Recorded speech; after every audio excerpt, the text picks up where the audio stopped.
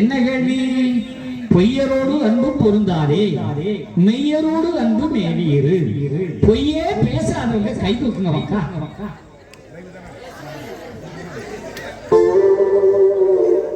தப்பு இல்லையே. கை தூக்கணும். ஏய்யா கையை நீ தூக்குன கையை கீழே போடாத. என்னமக்கா லேச வலிச்சு தூக்குறேன்ட்டா.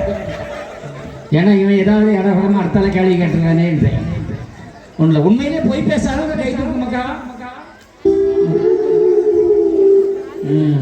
நிறைய பேர் தூக்குறாங்களே, யாராவது கை தூக்குனா நம்மளும் தூக்குறான்னு ஐடியா பண்றான். ஏன் இதை கேட்குறா? கோபத்தை காட்டாதே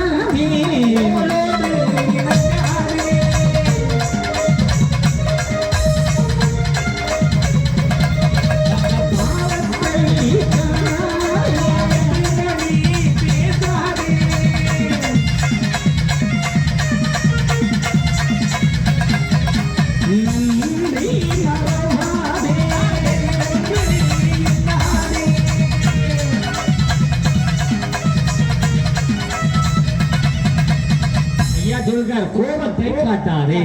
கோபம் வராத கை தூக்க பாடலாம். கோபம் அப்ப பொய் சொல்லாத கை தூக்க பார்ப்போம். நன்றி மரவாத கை தூக்குங்க பாருங்க.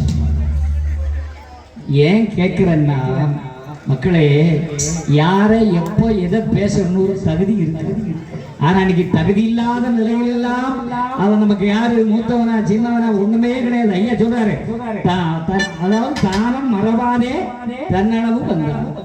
அவன் யாரு என்னன்னு கவனிச்சு பேசணும். இப்ப எல்லாம் ரெண்டு மேல போனா 2 நாள் மணி அடிக்கிற உடனே நம்ம தான் ஜாமி, நம்ம தான் எல்லாங்கிற எண்ணத்துலதான் இன்னைக்கு உலகமே போய்கொண்டு இருக்கிறது இல்லையா? அவன் இத்தனை ஆயிரம் மேடைகள் இருந்தாலும் இன்றைக்கும் எனக்கு இது முதல் மேடை என்று பயந்து கொண்டு வருவேன் என்று நம்ம தானே என்கிற ஆணவம் வரக்கூடாது. ஐயாவுடைய நிறைய பேருக்கு இது இருக்கிறது. ஐயா சொல்ல நன்றி மறவாதேன்னு. ஆனா நன்றி கிட்ட நிறைய பேர் இருக்க. பொய்யே பேசக்கூடாது. அப்ப ஐயா என்னெல்லாம் எடுத்து வச்சுக்கோ, அதை இத்தனையும் படி நம்ம நடக்கல. அது ஐயா காப்பாத்தல, ஐயா தரல, ஐயாட்ட கேட்டு ஒண்ணுமே நடக்கல. நீ ஐயா சொன்னபடி நடக்கணும் இல்லையா? நடக்கிறியா? இல்லையே. அப்புறம் ஐயா பார்க்கல. நீங்க நடங்க, கண்டிப்பா உங்க வாழ்க்கை நல்லா இருக்கும்.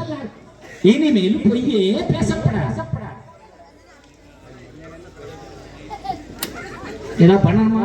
பண்றதா பண்ணிருங்க. இங்க எல்லாமே எலக்ட்ரானிக் கருவி, டப்பு டப்புன்னு அடிச்சுட்டு போயிருக்காரு. இனி கட் பண்ண மாட்டேன். இடையில கட் ஆயிடுச்சு.